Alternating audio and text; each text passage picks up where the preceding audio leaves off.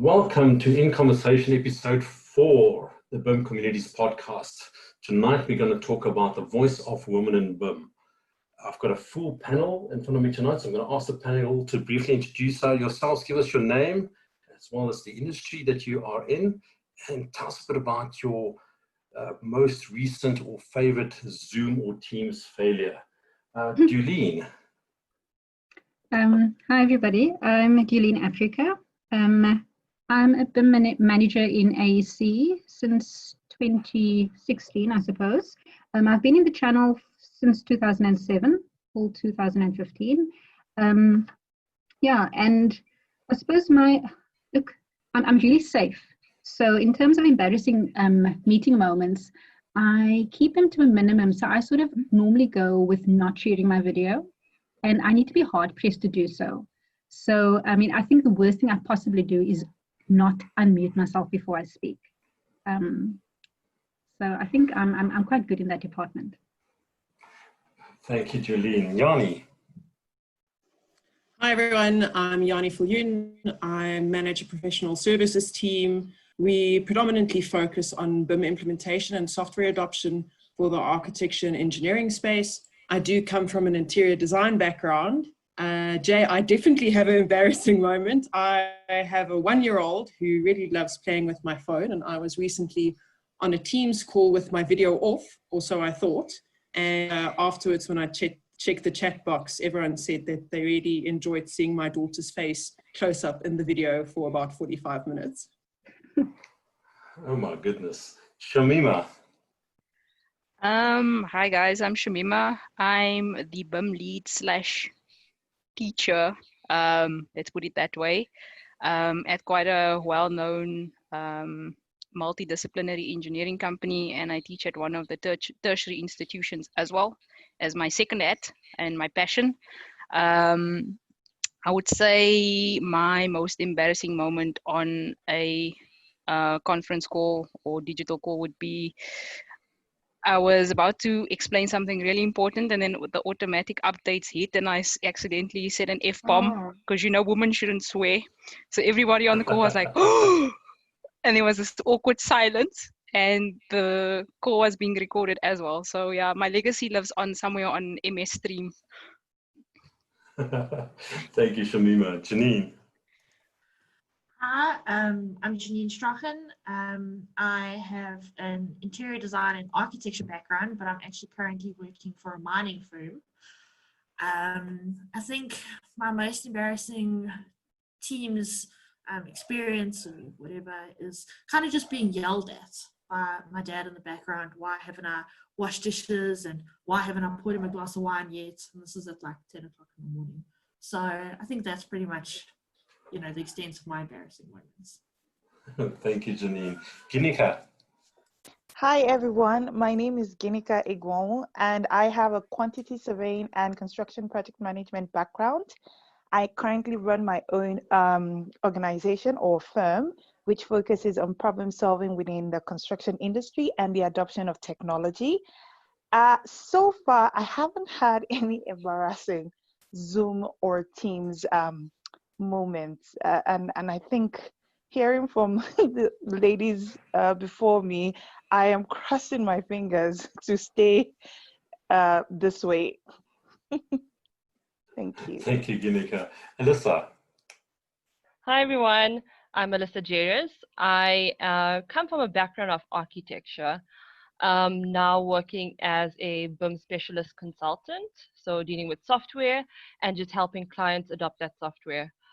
And experiences that are that bad to think of, but just thinking of, you know, somebody else's experience that they've just mentioned, where someone was in a meeting and there was a guy that didn't know how to use the mute button, and he was burping across in the meeting, and someone had to blatantly just ask out, who is that burping? And the guy realized that he wasn't on mute. That was pretty funny, but that's about it. My goodness. Thank you. Kirsten. Hi all, I'm Kirsten Kiesel. I'm a consulting architect with 20 years experience in BIM. I'm based in Cape Town. I have a special interest in the business of digital twins of real estate. I'm currently busy with a PhD on the subject at the Stellenbosch University Faculty of Engineering. In terms of Zoom, I make very sure that I do have my virtual screen in background to hide my newly acquired wine stock. Fantastic. Thank you, Kirsten. Great stuff. So we're in a male-dominated industry. Construction in general and the building industry in general has been quite male-dominated in the past. How do you guys feel we have done so far in incorporating diversity and the inclusion of women specifically in construction industry? Dewlene, you want to take a stab at that? Sure. I mean, I think the change is slow.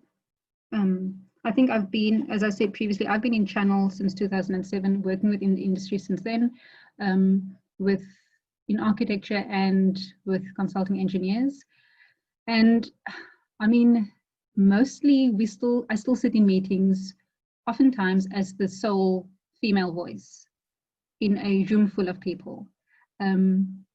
It was this way back then, and it hasn't changed drastically. I think the fact that I sit around a virtual table today with all of these ladies speaking my language is a stride definitely in the right direction, because it definitely was not this way in a bygone era, let's call it. The change is slow, but the change is coming. But I don't think fast enough. Ginika, on your side, I mean, being mainly in the construction industry and at the cold face of that, how do you find it? I also share the same sentiments in terms of saying that the change is slow. I do believe that to be able to get more female within the industry, we need to do more recruitment or recruiting at the university level, or probably even down to the high school level, to get people interested in the industry. And also, I think we could also just, get people within a similar field interested in certain areas that are less female, that have less female within that industry. For example, if you find out that there are a lot more females in the real estate industry or as realtors, we can definitely get more interest from that industry, to branch into a similar sector like construction. So the change is slow, but it is definitely coming, and I think we can do more. Okay, and Yanni? Yeah, I agree with what the other two ladies said. From my experience, I'm seeing that there is an increase in females in this industry. However, mostly it's not in your higher level or leadership positions. I'm also actually quite pleased by just looking at this panel that I think the females in the BIM environment or in the construction environment also brings quite a bit of diversity to them. You'll see it looking at the different faces. We have a lot of different backgrounds that come with us, and it's nice to see not only females in this space increasing, but also more diversity. Okay, definitely. Shamima? I think sort of on a positive spin, I don't think, well, I haven't been in the industry as long as some of the ladies on the call at the moment, but because I've kind of jumped around in my career path. But I think on a positive note, when I was teaching at the tertiary institution between 2012 and 2014, you could actually count the number of females in a class. And this is teaching sort of architectural computer application courses. You could count them on your hand quite easily. There's probably about 10 or 12 of them. Now, since I started teaching again at another tertiary institution last year and this year, there's a massive shift. So if you do look at the classroom dynamic, it's super mixed. You can't just say offhand there's like, 15 boys, 30 girls, whatever the case may be. It's quite mixed, and it's really awesome to see that sort of uptake is happening in the female realm, where they're starting to see the worth in going into sort of the construction industry and in the digital realm. Okay, and as a matter of interest, if you had to look around with the people who, specifically the women who started studying with you, did many of them actually continue going into the industry, or that they branched off into other industries?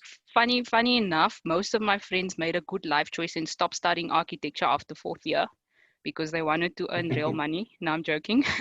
A lot of my friends, everybody, actually most of the people that I do know who have finished and went off to do masters were mostly the guys, and there was a couple of girls. But I think again that dynamic is changing if I do look at the ratios now. And again, we've been really focused on the sort of front end of the conversation in the design space. Yet, how do we increase the amount of women specifically on construction sites and changing expectations around that? Any opinion on that, Ginika?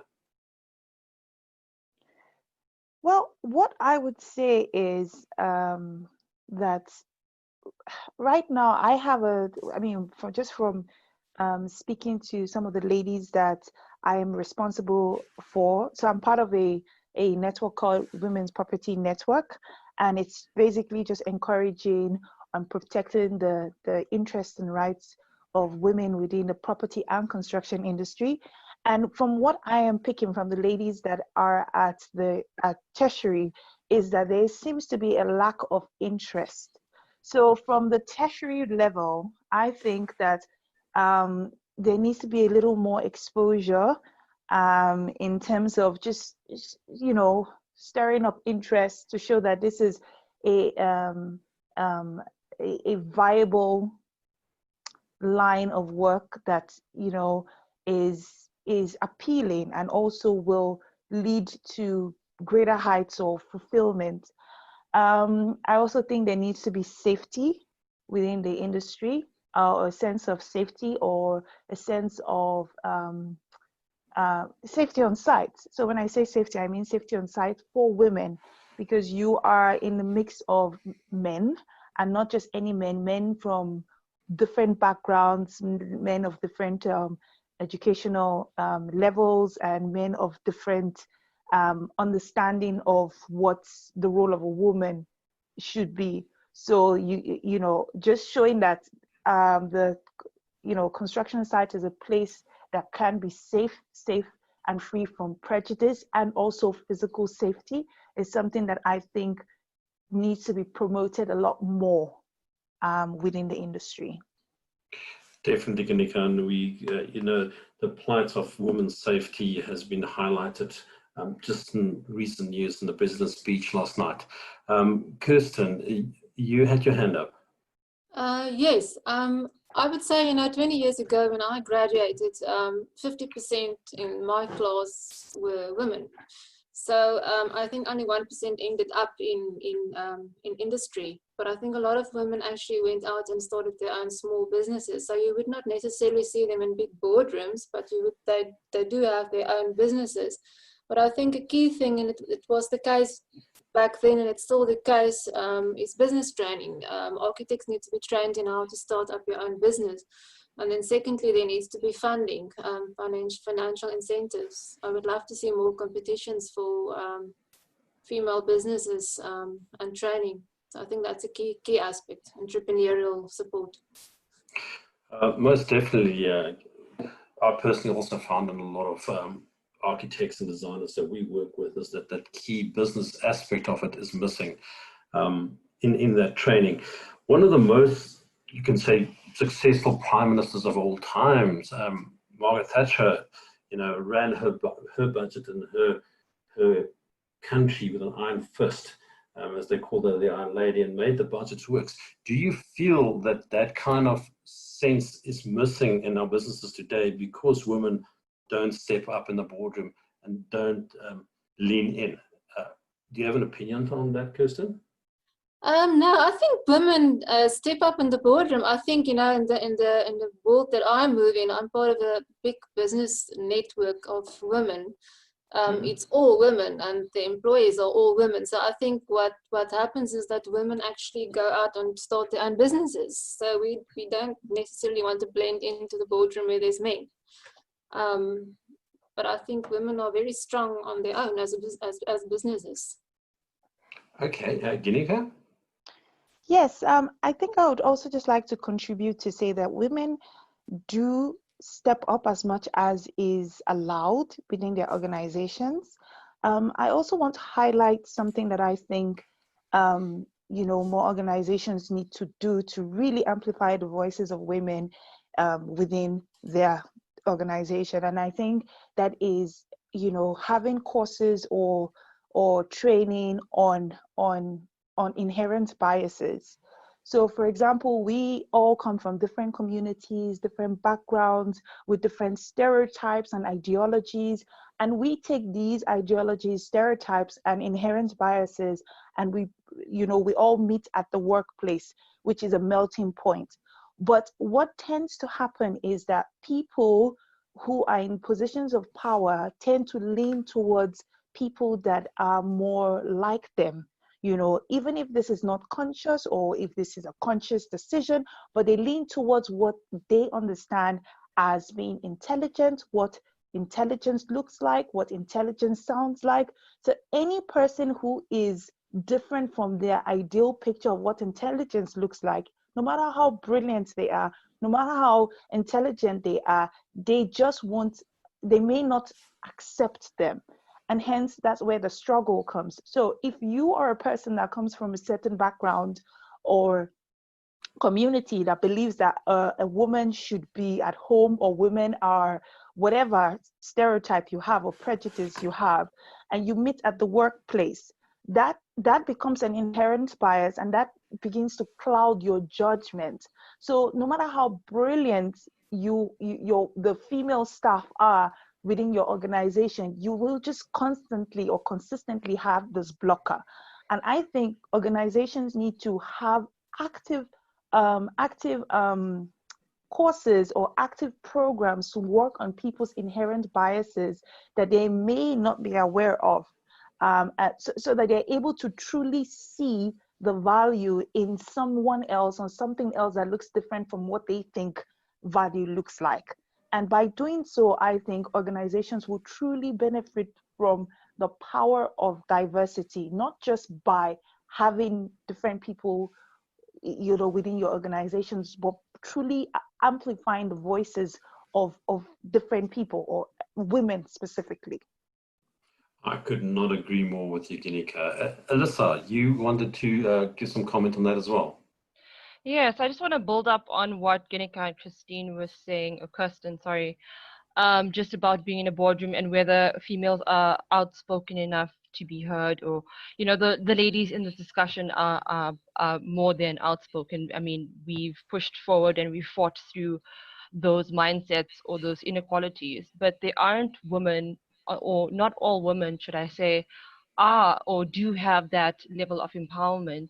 So I do agree with Ginika in that we need to start from an organizational point of view, in terms of placing in proper workshops or courses in which women could attend these and they can be empowered. And it should be a safe space in which, if they do have an issue that they've experienced within that company, or maybe out in the professional world, that they can come there and air it, and then it can be discussed, and whether that needs to be addressed with the entire office thereafter about the inequalities, then that should be taken up further. But there is some level of empowerment that needs to be done with a lot of the rest of the women that aren't able to find their voice and actually speak out. Yanni? I definitely agree with both Ginika and Alyssa. Our inherent biases really affect how we perceive other people. I get slightly offended when my husband challenges me while I'm busy in the kitchen making food. And the same way, I feel like sometimes in a professional environment where a female voice speaks out and perhaps challenges some of the ideas that come from her male colleagues, the inherent bias is that this person is different to me, and how dare she challenge me.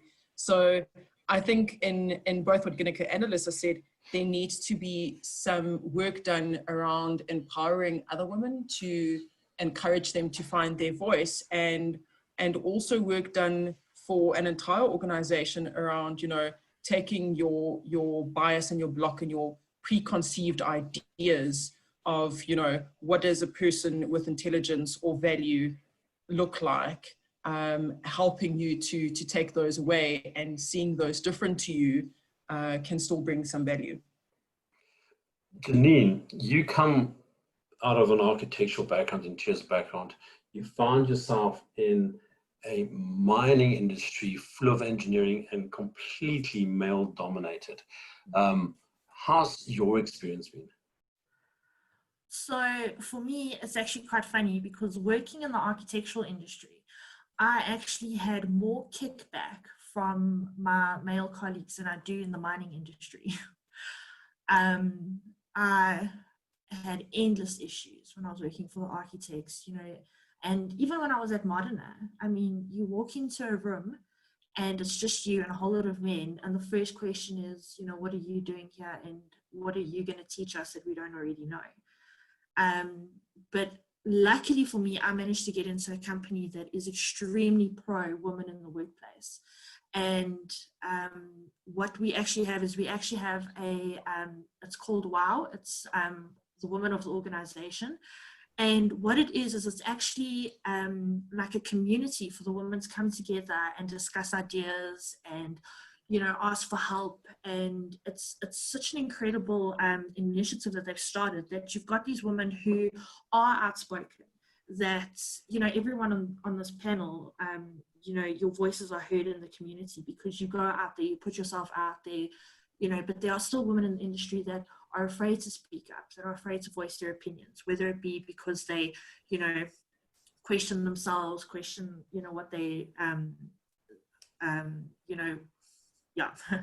And what this group does is you can actually then go and you can be mentored by other women. They can help you out, and the support that you get in a meeting room from other women is actually incredible, because we all, you know, we're all fighting the same fight and we're all there for the same reason. So I've been very fortunate in the mining industry to have this, and I actually haven't had any issues really sitting in a meeting and not being heard or anything like that. And you know, we've also got training specifically aimed at women in the workplace. And what they also offer us is the opportunity to create this like work-home balance as well, which is really cool. So, but yeah, when I was with the architects, it was tough. So just summing up and listening to what you're saying is, in your current organization where you are, you actually do have the programs in place to help people understand the value of diversity and the value that diversity can bring to the organization. Am I right in that? Yes, we do. Fantastic. Dewlene? So, I mean, so much agreement with everything that was brought on the point. And we talk about exposure, empowerment, mentorship for women specifically, allowing them, or sort of giving them the permission, if you will, to actually make their voices heard. But there needs to also be an education of sorts for men within our organizations. Because if the education is there for men, it almost creates the space for women to feel safe to speak up. And if that education hasn't happened, for me, you're sort of empowering them on the one end, but there's no balance there. And so I'm imagining an empowered woman coming into a space where men aren't ready for it. And there could be so much, I mean, I suppose, angst and almost unhappiness that comes from that clash that could potentially happen. And I think, I mean, to be honest, I feel in organizations, I look at how people engage with each other, and oftentimes it's platonic and it's good, when you're not getting into the nitty-gritty of the detail, and where your opinion really matters, and where you really need to be speaking up, and where a woman wants her voice to be heard. And in that arena, even if a woman is empowered, if the male counterpart is actually not willing to listen, somehow it doesn't almost count.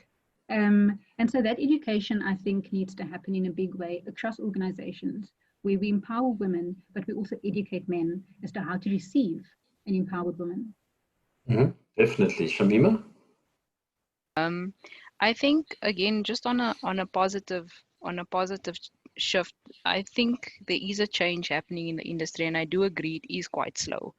I think I've been quite lucky in the sense that I have worked with male counterparts who are actually very aware and in tune with what is going on. So they do allow you that platform to grow and voice your opinion without having the connotation of being, you being out of, you stepping out of line if you do raise your voice about something or get upset, because usually if a male does that, it's they just venting frustration, whereas if a female does that, you're getting emotional. But I do think men are becoming more aware of that it's not an emotional thing. It's just the way you express yourself as well, because you're just a person at the end of the day. And another interesting fact, I think even there's one of the well-known project management companies here in Joburg, when they were looking to onboard a BIM coordinator to help push that side, the digital realm of their business, they were actually looking to employ a female to run that role, because they actually found that the female presence kind of pacifies that egotistical nature that happens on an engineering or construction site. So the man who runs this practice or firm or company, he's probably of the 60 plus crowd. And I mean, for somebody at that age to have that paradigm shift, it just shows that we going in the right direction. So I'm super optimistic about where we headed. And I think there's lots of growth for women in the future in this industry. Most definitely. And I've definitely seen a marked change in the last 10 years in the industry. Alyssa? Just building on that, I personally have, been fortunate enough to actually be in companies where, the head management or the head architects were mainly women. And so looking at that change in paradigm or that change in mindset, I'm almost positive that it's been happening, because I'm sure the ladies that were probably around a lot longer than I have been have probably encountered a lot worse than I have. And even in the technology space, I mean, I jumped from one one male-dominated environment to the next. It just got worse. But I mean, if you really look at the company that you're working for and the measures or the things that they have in place, like the company that I'm working for, I'm working with a team full of guys, but I don't even realize it, because the guys just treat me like one of them. And I think it also stems down from management and whoever's directing, or the owner. Are they leading by example, enough for the rest of the employees to actually adopt that mindset or change their behavior and follow the way their owner or their manager does? Because I think that's also plays a big part in all of it. Most definitely, and leadership comes from the top. Ginika? Yes, I agree with everything the ladies have said, and I would like to just add a slightly different angle to it.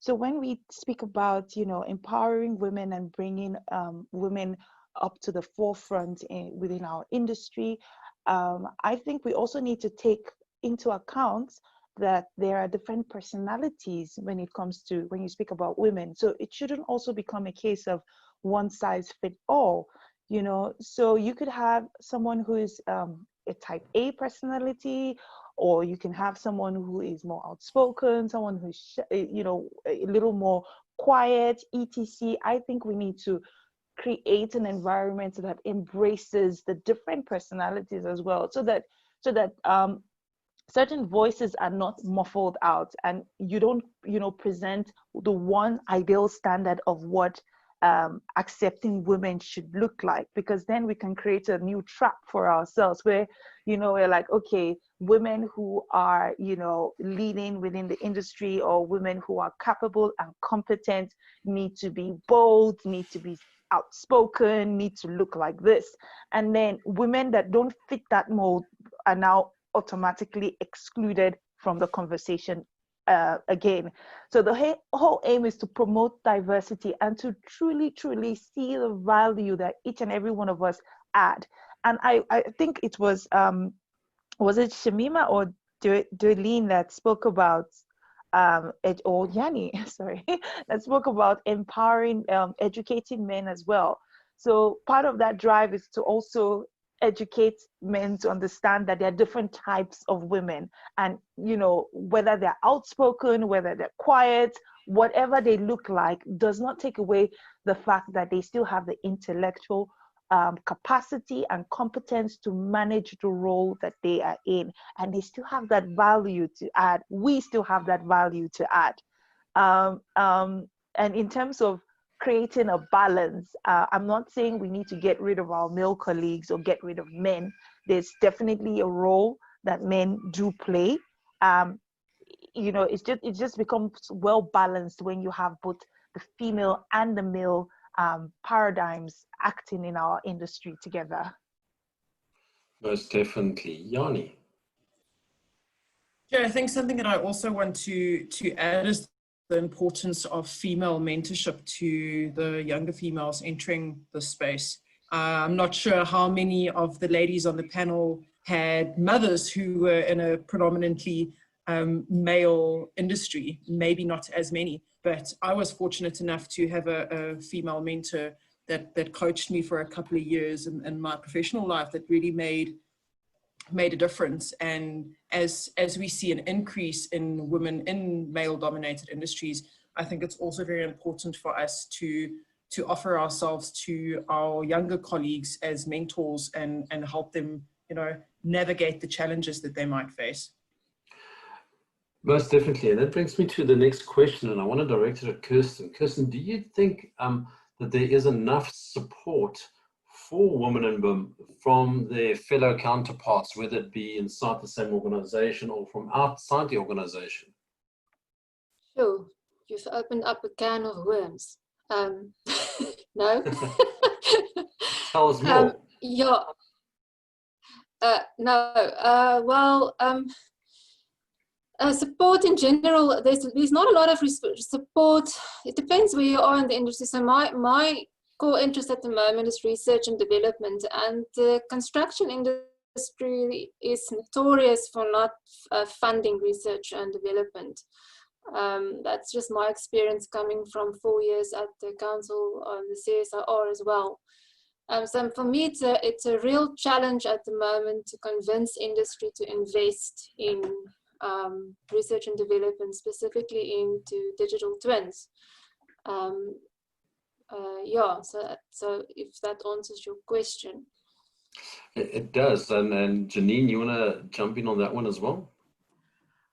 Yeah, so one of the things that I've picked up being in the industry, and I don't know if it's just me being unlucky, probably, but my most influential mentors have actually been men.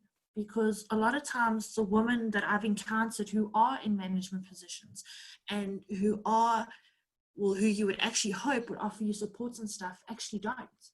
And their attitude is, I had to work my ass off to get to where I am, but I'm not going to help you because you need to do the same thing. I don't see why I should have suffered and then you just get an easy pass.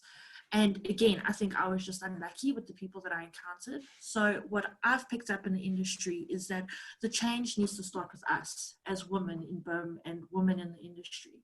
We need to look out for each other. We need to actually drive this change and push this change from our side, because we also can't just sit back and expect, things to just happen and this change to happen. We actually need to push it and drive it. And like you said, again, as strong, influential women, we need to start mentoring, start taking other women under our wing, helping them out, and just, giving them advice and sharing our experiences. And already, I think if we start doing that and we really start pushing that, we'll see a huge change in the industry. Shamima?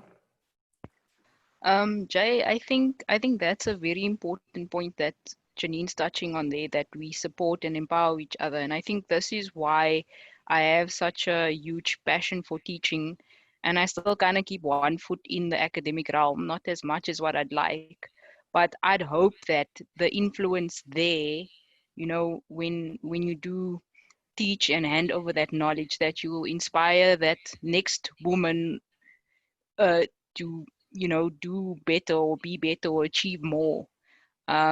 So you never know how sharing your knowledge will impact somebody's life in a positive way. Ginika?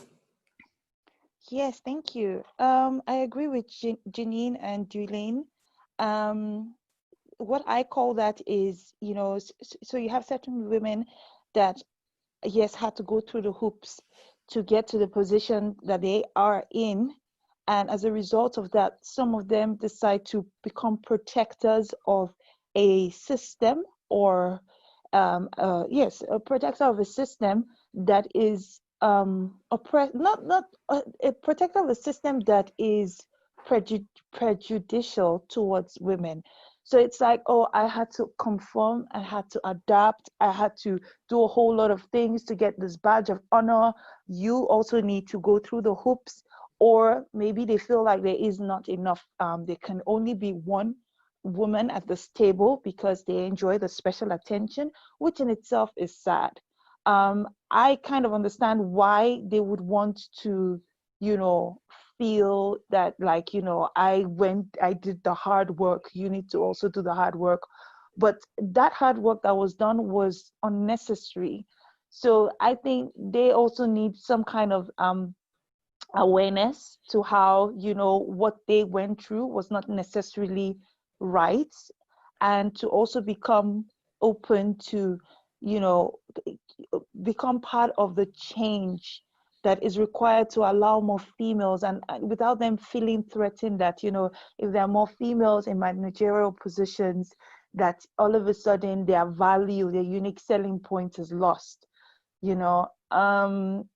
Yeah, so a lot of mentorship, a lot of dismantling of old mentality, or mentality that is just really detrimental to all of us, you know, and to create a more healthier environment for everyone. Thank you. So it sounds like there's input needed from everyone to really drive the diversity and allow everybody to participate on an equal footing.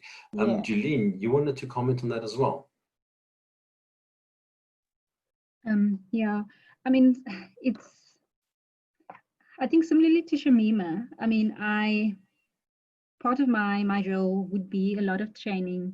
And so I do feel that I play an empowering role, because within learning is so much empowerment as well.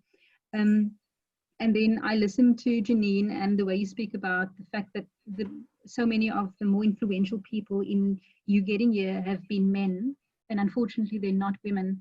And I so resonate with both of these feelings, and the sense of, and it's possibly where we came from, and the fact that there is still male dominance within the industry. So there were more males to guide us and teach us and mentor us up to this point.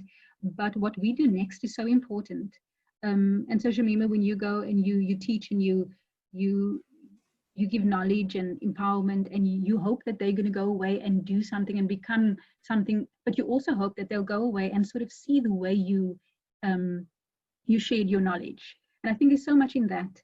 The way we come to other women to build them up is so important. And one of you said it starts with us. It starts with women to be able to actually see that change. So absolutely true. I look at, because we get oftentimes students who come into our practice, and I look at these female students, and the change that you can bring to them by just encouraging them. And I'm just talking about, like, in the world of BIM, this technological world, and applying this new knowledge that they didn't necessarily learn at university.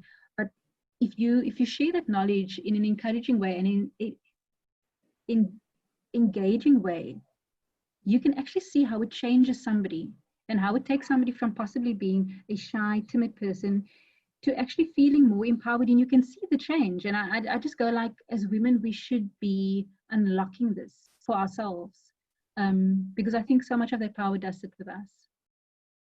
So as women, I mean, how can you guys help each other to be more courageous in this male-dominated environment? Ginika?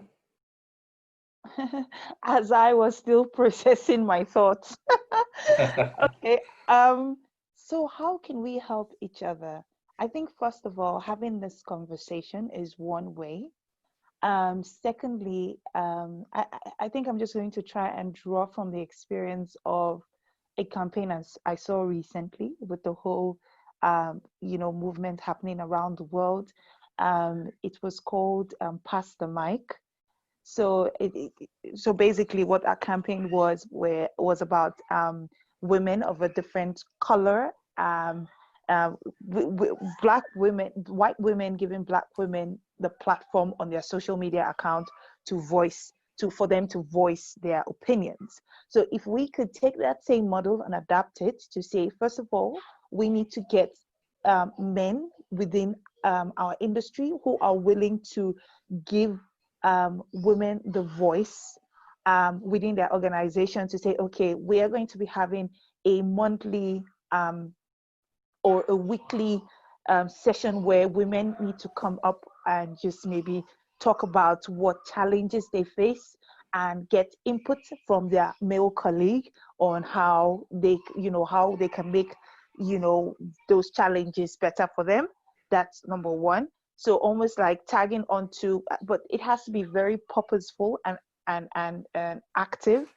That's number one, having those conversations regularly in different organizations. Number two is this type of platform for each and every one of us here to create a space where we women can also just encourage each other to say, share knowledge, pass on knowledge, and have a greater vision. So what is the whole aim of us doing, having these conversations? What are we aiming for? Are we just aiming for women to be empowered? Or are we aiming for the industry to be a better place, which then in turn has, benefits to each and every one of us as individuals, etc. So a bit long-winded, but basically that's what I think we could do. Makes complete sense. Shamima?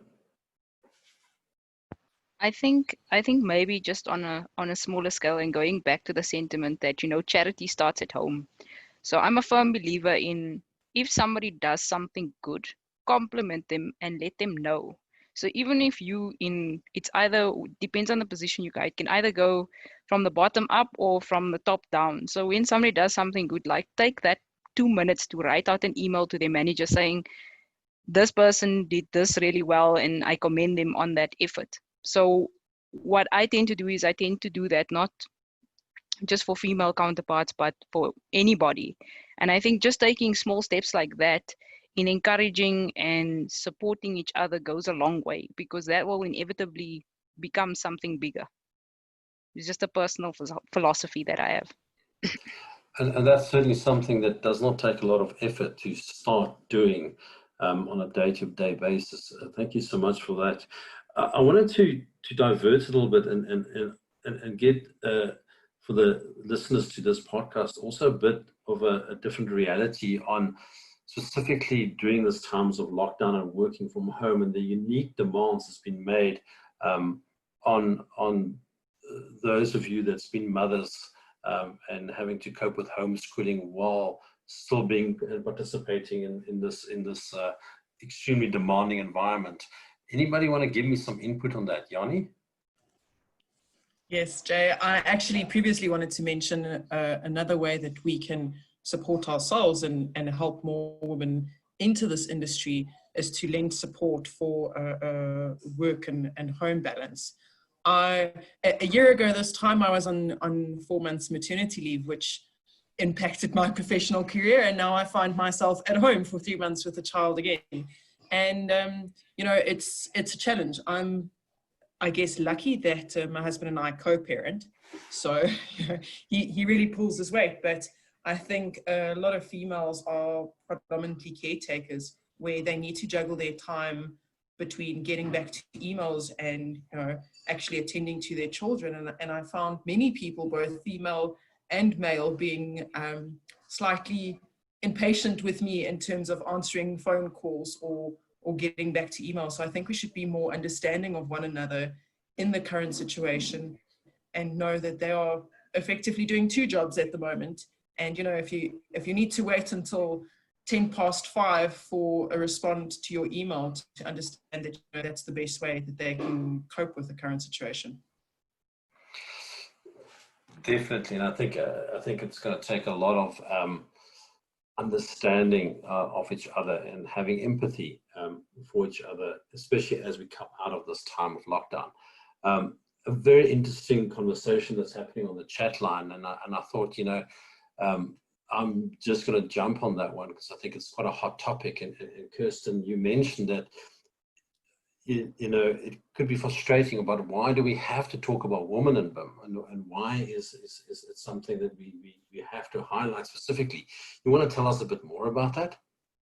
Yes, no, I'm just feeling frustrated because I listened to your previous BIM chat, and I'm wondering why why did the men not talk about their struggles being men, and they had a very good discussion around BIM and BIM technology. So that is, for me, that's actually where I would like to focus. You know, I'm sort of more interested in the BIM side than my struggles as a woman. Mm-hmm. And you make a good point, and you know, I see just that comment has lit up my screen like nothing before. So it's obviously a very good topic to touch base on. Shamima, you want to give us some input? Hi Jay, yes. Just something that I always find quite interesting if we look back. Like if you look at all the founding fathers of architecture and engineering, like Gustav Eiffel, Frank Lloyd Wright, Le Corbusier, Walter Gropius. I mean, all the most famous architects or engineers of the time were all male. So we still have quite a long way to go, I think, before we're fighting so many other battles before we get to that sort of, you know, platform of freedom, I guess, that these are topics that kind of, it's like this cloud over your head almost every day, but you kind of just deal with it. It's like an invisible cloud. So I think it's good for us to speak about it and acknowledge it because it is the elephant in the room. But Kirsten has a very, very valid point there. We should have a geek out session. Most definitely. Ginika? Yeah, I totally support the geek out session, and I understand Kirsten's frustration. I think a lot of us, when we got into the industry, the aim wasn't for us to start talking about women's issues within the workplace, but we just ended up or found ourselves in a situation where you realize certain things were not happening. So it's either your voice wasn't getting heard enough, or what your suggestion, you know, didn't sound intelligent, but the moment the same suggestion comes out from a male counterpart, it is absolutely brilliant. And when, you know, and when we collectively started picking up on these certain, you know, annoyances or nuances, that we realized that, you know, something needs to change or something is not right with the way things are operating. And for some people, they've decided to rather just, you know, adapt and let it go. But we've gotten to a point where we're like, no, this you are actually also missing out on the value that we can add. You know, we want to geek out, we want to talk about BIM, and I don't have to explain why, you know, my problems to you as a female. But the way things are set up right now, which boils down to the individual or inherent biases or selection processes, you are leaving me out and you're missing out on what it is that I can really do. You know, all this amazing knowledge that I have, all this wonderful skill sets and abilities and capabilities, you're really missing out on it because you keep sidelining me, or you keep thinking that, you know, my tone of voice is, my pitch is too high. So because my pitch is too high, all of a sudden you're not listening to what it is that I'm saying. So it is truly frustrating, but unfortunately, it's just, as Shamima just mentioned, the founding fathers were male. So it's like someone coming into a house or setting up a house and designing a house a certain way and saying, okay, right, these are the rules based on what I understand a house should look like as a man. These are the rules of the house. And then as time progressed, with women being allowed to participate in the economy and women being allowed to work, all of a sudden you come into this house and you realize that this house is too small. You don't fit in this house. You know, you don't fit this description. And hence we have to make noise for us to readjust what this house looks like and create new rules so that we don't all feel like a square fitting into a round hole. Most definitely. Janine. Yeah, so I just want to come back to what Kirsten said. I feel that frustration as well. It feels like this is an everyday conversation that we're having in the industry. I was at the BIM conference in the beginning of the year, and you know, everything was going so great, and I mean the presentations were awesome. And on the second day, one of the female speakers stood up, and the first thing she said was she's so disappointed to see that the only female attendees at the conference are the women that were invited to speak.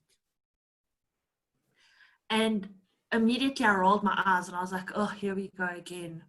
And you know, it's this constant conversation that everybody's having. And again, I come back to my point where we know that there's an issue. We know that there's a gap in the industry, and we need to start doing something about it. And you know, I also don't think, I think we're getting to a point now where our male counterparts and our male colleagues see this problem as well.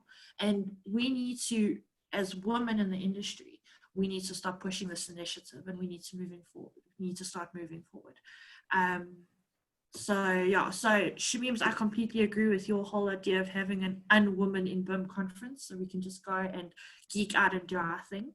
But you know, we need to start by doing these things, like having these podcasts, doing these conferences, just getting more women involved and really just pushing this initiative. Definitely, and it almost feels like a bit of a self-fulfilling prophecy that you know, woman gets expected to talk about their struggles, and they're supposed to be struggling because it's a male-dominated industry. Do you find that's part of the frustration that as a woman in a male-dominated BIM type of environment, that you're supposed to talk about your struggles? Oh yes, absolutely, absolutely. Like some days I feel like it's like a daily topic. Like you know, it was so funny when I started at the mining, or in the mining industry. Like the first thing was like, oh my gosh, are they okay with you coming in, you know, being a woman? They're all men. And I was like, really? That was the last thing on my mind. But it's this constant, you know, everyone just assumes that as soon as you as a woman walk into a room full of men, or you walk into an engineering industry or whatever it might be, that immediately you've got an issue, people are judging you, people are, you know, putting you one side, not taking notice of you, not listening to you. And honestly, I haven't found that. And so for me, it's the last thing on my mind, but it's a constant question, and it gets a bit annoying. Alyssa, your input? I just want to jump back to some of the other points that were brought up, and I think there's a level of unknowingness, or maybe just being naive or ignorant within the environment, especially, you know, being a woman, we're experiencing these issues, so we're aware of them. And I think some of the males don't know that it exists because they might just not, you know, aware enough to actually notice it. So I think there's a level of awareness that needs to be brought into the eyes of our male colleagues as well. And I mean, the best place to start that would be in educational facilities. I mean, we should be implementing those things.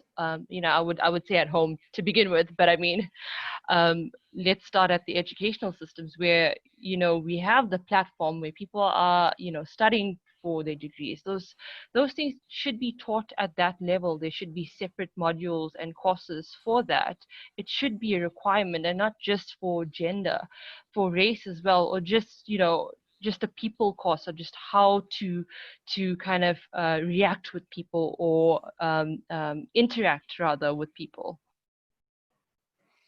Alyssa? So, I mean, one of the comments that comes along is that not all corporates are capable of running these type of programs to lift biases, etc. Is there a place for industry bodies to step in and drive this as part of their mandate? I think so too. I never really gave it much thought, but I think that they can as well. I mean, the more that we push this from different organizations and from different professional bodies, and the more awareness we create from this, and the more we speak out in these conversations like we're having right now, the more the industry is aware of it. So definitely. So, and the other question I wanted to ask you guys is, do we celebrate women enough in the construction industries? We all talk about the fathers of architecture, the founding fathers, etc., etc. But do we actually celebrate women in the architectural industry? Very few people know that the project manager for the Trump Tower was a female. And she's actually published a book since then. What is your opinion on that? Should we make a bigger noise about the success that women have in the construction industry as well? Alyssa? I would have to agree, but at the same time, I also agree on having everything on a level of equality. So, if we're celebrating women's success, we should be celebrating male success as well. It shouldn't be one or the other. But I think that we should maybe prioritize hearing more of these successful stories and not hiding them away, but shying them away. Hopefully, to put it out there to empower more women as well. Great stuff. Shamima? Jay, I do think there are some women in architecture who've made like some really great strides in the industry. So you have like your Lina Bobadi, your Zaha Hadid. I mean, those women are like rock stars in their own light. So it's just, I think I take my hat off to them in getting that recipe right, to get that level of acknowledgement for the work that they've done, which is quite revolutionary. And then on the other hand, if we look a little bit closer to home, not punting vendors or anything, but if we look at somebody like Zani Modena, Heather McDade, who actually went into this digital realm and started up training businesses. I mean, from training AutoCAD to growing it into something bigger than that, and inevitably actually influencing some of our careers of the people sitting on this panel in an extremely positive way. I mean, if it hadn't been for somebody to conceive that idea of starting something like that, I don't think I'd be where I am in my career today. So I'm very grateful for those people who are courageous enough to take those leaps and strides in doing something that is not mainstream. So kudos to them. And again, it comes all back to the training and the support for each other in the industry. So as we end off the podcast, I want to go around the room, and this time I'm going to go from back to front. So I'm going to start with Kirsten. Any last thoughts on our discussions tonight and what you would like to see happen on podcasts going forward? Yes. So in conclusion, I think women need to have confidence. I think we need to train women at university level to start their own businesses rather than to fit into the boardroom and to try and raise our hands in a boardroom with men. And going forward, I'd love to see a podcast where we as women discuss BIM, technology, and digital twins. Definitely. And Kirsten, there's a digital twin podcast coming up, so please make sure that you're on that podcast specifically. I will. And Alyssa, your side? I would like to finish off by just saying that we just need to continue speaking about this. I think the more awareness that we bring to this, the better it would be, and just continue having the conversations that we're having. And for the next podcast, I think I would love to have another discussion like this, but include a few guys as well to hear, you know, what were their experiences and what can we learn from them as well. Great idea. Ginika?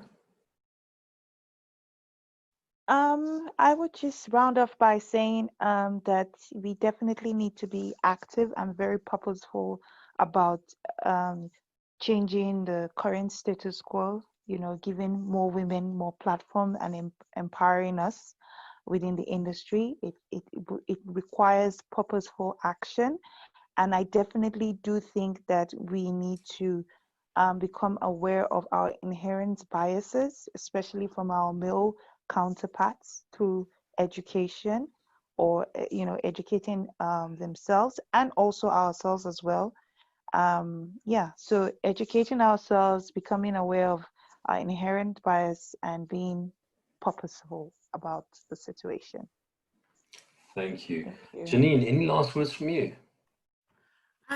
Yes, so again, you know, coming back to my whole point of, I think the change that we want to see in the industry has to start with us. We need to be the ones, you know, pushing this and leading the change.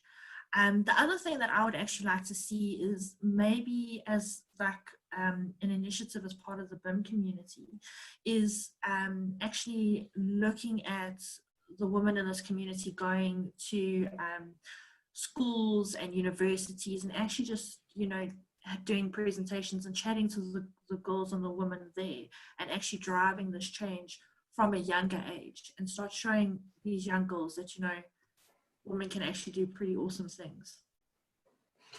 I know there are programs running in some of the girls' schools that my own daughters attend, so I do think that would have a huge benefit in driving and breaking down those biases in the industry. Shamima, any last thoughts from you?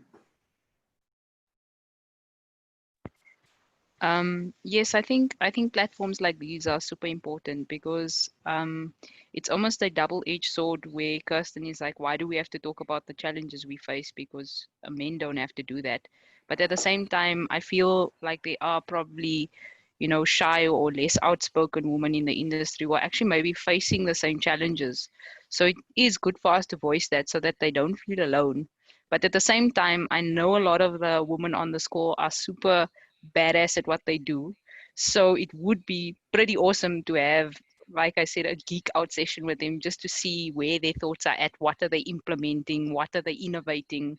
So, and again, when somebody does something good, don't be shy to compliment that person or give them a pat on the back because you can never go wrong with passing that positive energy forward. Thank you, Shamima. Yanni?